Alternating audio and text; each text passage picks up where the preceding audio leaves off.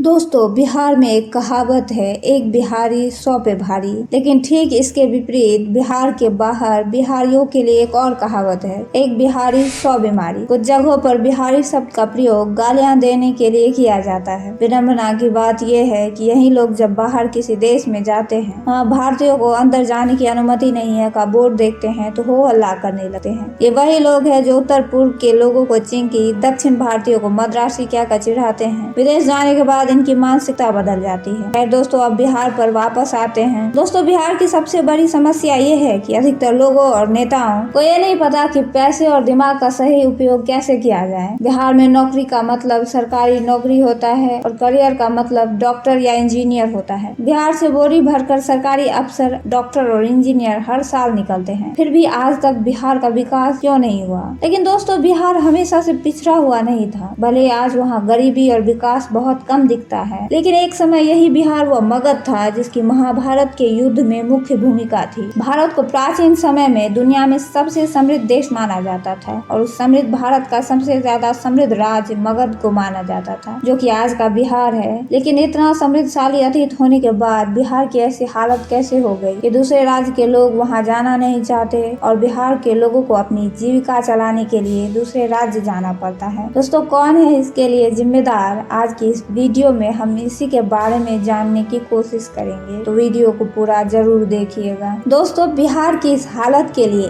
एक नहीं बल्कि कई सारे रीजन हैं और सबसे पहला कारण है जियोग्राफिकल डिसएडवांटेज। जी हाँ, बिहार बीच में फंसा हुआ है। इसके पास ऐसा कोई भी साधन नहीं है जिसे डायरेक्टली इंटरनेशनल लेवल पर काम कर सके। वहीं अगर हम महाराष्ट्र और गुजरात जैसे राज्यों को देखें तो ये कोस्टल स्टेट है जिसमें जहाज वगैरह के जरिए इम्पोर्ट एक्सपोर्ट का काम चलता रहता है। और ठीक ऐसा ही हाल कर्नाटक, केरल, आंध्र प्रदेश, तमिलनाडु वगैरह में देखने को मिलता है। ऊपर से बिहार की एक ऐसी जगह है जहाँ सूखा पड़ जाता है और वहीं दूसरी ऐसी जगह है जहाँ काफी ज्यादा बाढ़ देखने को मिलती है। इसकी वजह से लोगों को बिहार छोड़कर अपनी जिंदगी आगे बढ़ाने के लिए दूसरे राज्यों में जाना पड़ता है। बिहार के पिछड़े होने के पीछे अगला कारण ये है कि यहाँ कोई मेजर इंडस्ट्री नहीं है, क्योंकि कोई बड़ी कंपनी बिहार में इन्वेस्टमेंट करना नहीं चाहती। तभी तो बिहार में दूसरे राज्यों से ट्रक भरकर सामान तो आता है, लेकिन बिहार से कुछ भी बाहर नहीं जाता। बिहार अपने यहाँ मौजूद किसी भी चीज को दूसरे राज्यों में बेच नहीं पा रहा है। बिहार का पैसा सिर्फ दूसरे राज्यों की चीजें खरीदने में खर्च हो रहा है। वे लोग अपनी चीजें बेचकर पैसा कमा ही नहीं पा रहे हैं, जिसकी वजह से बिहार में ना ही नौकरी है और ना ही पैसा। और सबसे बड़ी मुश्किल तब आई जब बिहार झारखंड से अलग हो गया, क्योंकि जितनी भी बड़ी कंपनी और माइनिंग थी वो सब झारखंड की तरफ चली गई और बिहार के पास कुछ भी नहीं बचा। और इसकी वजह से बिहार की हालत और भी ज्यादा खस्ता हो गई। और अब बिहार के पिछड़े होने के तीसरे कारणों के बारे में बात करें तो फ्रेट इक्वलाइजेशन पॉलिसी, जो 1950 से 1990 तक चला था, जिसके तहत बिहार से जितनी भी मिनरल्स निकलता था उसको ट्रांसपोर्ट करके अपने स्टेट में लाने के लिए सेंट्रल गवर्नमेंट ट्रांसपोर्टेशन पर सब्सिडी देती थी, जिसकी वजह से जो बड़े बड़े राज्य थे वो बिहार से सारा मिनरल्स ले जाकर इंडस्ट्रियल कोस्टल हब बनाते थे और बिहार के पास कुछ भी नहीं बचता था। जबकि करना ये चाहिए था कि आप बिहार से मिनरल उठा रहे हैं तो बिहार में आपको अपनी कंपनी सेटअप करनी पड़ेगी। लेकिन जब बड़ी बड़ी कंपनियों को ट्रांसपोर्टेशन पर इंसेंटिव मिल गया तो फिर क्या ही बात थी। सस्ते में अपने सामान को बड़े राज्यों में ले जाते थे और वहाँ से उनको ट्रेडिंग करना आसान हो जाता था और इस चक्कर में बिहार पीछे रह गया। और अगर ये पॉलिसी ना होती तो मजबूरन बिहार में फैक्ट्री लगानी ही पड़ती, क्योंकि तब ट्रांसपोर्टेशन का खर्चा ज्यादा हो जाता और ऐसे में बिहार का कल्चर बदल जाता, क्योंकि वहाँ पर एम्प्लॉयमेंट बढ़ जाती, फैक्ट्रियाँ ज्यादा होती, इंडस्ट्री होती और बिहार इस हालत में ना होता जिस हालत में वो आज है। और अब बिहार का अगला ड्रॉबैक है वहाँ के लोगों का माइंडसेट, क्योंकि जो बिहार के लोग होते हैं उनके लिए सरकारी नौकरी और सिविल सर्विस में काम करना ही सब कुछ होता है। हाँ, हम मानते हैं कि सिविल सर्वेंट होते हैं वो अधिकतर बिहार से ही निकल कर आते हैं, लेकिन आप ये भी तो देखिए, इसके अलावा बिहार के युवा कुछ और सोच ही नहीं रहे हैं। उनके दिमाग में सिर्फ यही चीज चलती है, क्योंकि उन्हें बाकी दुनिया के बारे में ज्यादा पता नहीं है। इसके चक्कर में बिहार के लोग नई नई इनोवेटिव चीजें नहीं कर पा रहे हैं और ज्यादातर पिछड़ते जा रहे हैं। और अगर कोई बंदा भूले भटके कोई व्यापार वगैरह करने की कोशिश भी करे तो समाज के लोग उनका इतना मजाक उड़ाते हैं, इसलिए इंसान चाहकर भी आगे नहीं बढ़ पाता। और बिहार के लोग इसलिए सरकारी नौकरी करना चाहते हैं ताकि उन्हें दहेज बहुत अच्छा खासा मिल सके, क्योंकि अगर कोई बंदा IAS अधिकारी है तो उसे करोड़ों के दहेज मिल सके और अगर कोई इंसान खाली सरकारी नौकरी कर रहा है तो लाखों का दहेज तो तय है। और अगर इंसान इन सब से निकल कर भी आगे आ जाए तो बिहार में होने वाली कास्ट पॉलिटिक्स उसे परेशान करके रख देती है, क्योंकि यहाँ पर डेवलपमेंट से ज्यादा कास्ट सिस्टम चलता है और कोई ऊंची जाति नीची जाति करता रहता है। हर इंसान अपनी कास्ट के बल पर उछलता है और इसी वजह से यहाँ के लोग इन सब के अलावा कुछ और सोच ही नहीं पाते। और हम सिर्फ लोगों की बात नहीं कर रहे हैं, बल्कि यहाँ की सरकार भी ऐसी ही है, जिसमें सरकार सिर्फ अपने ही जात वाले लोगों पर ध्यान देती है, इसलिए जो दूसरी जात वाले होते हैं वो सरकार गिरा देती है और जिस कारण कोई भी सरकार बिहार में 2 साल से ज्यादा टिक नहीं पाती। और अब बात करते हैं बिहार की जनसंख्या और साक्षरता के बारे में, जहाँ लोगों की साक्षरता बढ़ नहीं रही और जनसंख्या घटने का नाम नहीं ले रही है। बिहार में रहने वाली महिलाएं सबसे ज्यादा बच्चे को जन्म देती है और जन्म देने के बाद उनकी पढ़ाई लिखाई पर कोई ध्यान नहीं देता, क्योंकि बिहार में अगर इंसान पढ़ेगा तो डायरेक्ट सरकारी नौकरी करेगा, वरना अगर किसी बच्चे को समझ में आ गया कि सरकारी नौकरी उसके बस की बात नहीं है तो छोड़ो पढ़ाई लिखाई। इसकी वजह से बिहार का लिटरेसी रेट बढ़ नहीं पा रहा है, लेकिन जनसंख्या लगातार बढ़ रही है। और बिहार के सबसे पिछड़े रहने के कारणों में से सबसे अहम कारण के बारे में बात करें तो वह है बिहार का अनएम्प्लॉयमेंट, क्योंकि जनसंख्या ज्यादा है और उस जनसंख्या के हिसाब से पढ़ाई लिखाई नहीं हो पा रही है, और जब एजुकेशन ज्यादा नहीं हो पा रही है तो लोग ज्यादा कमाई नहीं कर पा रहे हैं, जिसकी वजह से बिहार का जो पर कैपिटा इनकम है वो बहुत ही कम है। ऐसे में साफ शब्दों में कहा जाए तो बिहार के लोगों का शिक्षित होना बहुत ही जरूरी है, पर लोगों को सरकारी नौकरी से ऊपर उठकर चीजें सोचनी होगी, तभी बिहार विकसित हो पाएगा। साथ ही यहाँ रहने वाले लोगों को कास्ट पॉलिटिक्स से भी बाहर निकालना पड़ेगा। तो इन सभी कारणों से बिहार लगातार पिछड़ते जा रहा है। आई होप वीडियो आपको पसंद आई होगी, कैसी लगी कमेंट में जरूर बताएं, और अगर वीडियो पसंद आए तो लाइक करें, चैनल को जरूर सब्सक्राइब करें और बेल नोटिफिकेशन को ऑन करें। मिलते हैं अगले वीडियो में, तब तक के लिए मुझे दीजिए इजाजत।